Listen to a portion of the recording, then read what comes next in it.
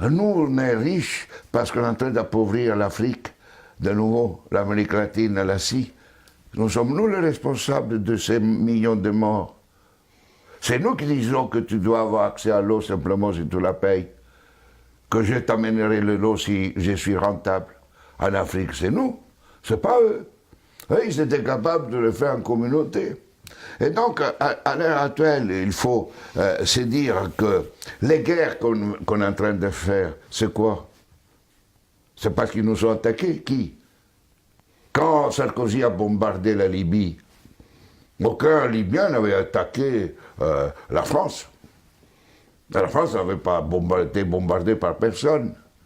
Et nous, quand les Américains ont bombardé Bagdad ou l'Irak, parce que c'était l'ennemi du mal, donc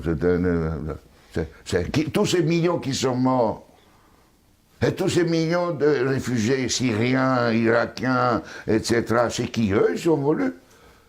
Et nous, on a le courage après de dire, je vais t'aider pour rester chez toi. Hein? Alors qu'on les a créé des conditions pour qu'ils doivent fuir. Et nous, on va dire hypocritement à cette Europe qui hypocritement donne 6 milliards à la Turquie, 2 milliards aux Libyens pour pouvoir obtenir les gens qui viennent d'Afrique, où on est en train d'alimenter, nous, les guerres. Mais il faut s'arrêter de se raconter des balivernes ici. Hein? Il faut arrêter. La guerre ne se fait plus parce qu'on tue l'ennemi. La guerre est devenue, grâce à la technologisation, elle était déjà aussi d'avant, mais elle est devenue une activité économique la plus rentable après l'industrie pharmaceutique et l'industrie informatique. On fait la guerre parce que c'est rentable. Et malheureusement, si nous ne changeons pas nos dirigeants, et nous-mêmes, hein, dans le sens pas individuellement, mais les systèmes de valeurs fondamentaux, la sécurité nationale qui explique la guerre, la souveraineté nationale, l'appropriation privée du vivant, etc. Tout ça, on fera la guerre. On fera la guerre, pourquoi? Parce que pour cela, deviendra une activité de plus en plus rentable. D'ici quelques années, si vous éliminez la guerre, le PIB mondial chutera, d'après le système dominant. Et ne chutera pas si on est dans un autre système. Au contraire, la guerre, la disparition de la guerre sera une source de richesse.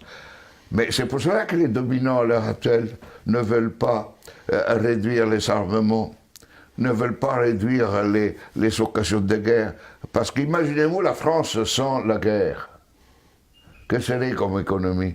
Imaginez-vous les États-Unis sans guerre, deviendraient des pauvres.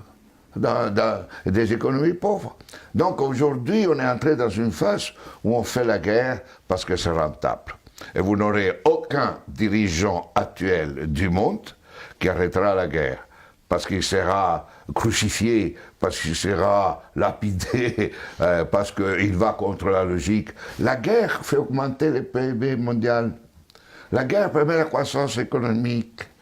Et on suppose que si on fait la guerre, on augmente la création d'emplois chez nous, non?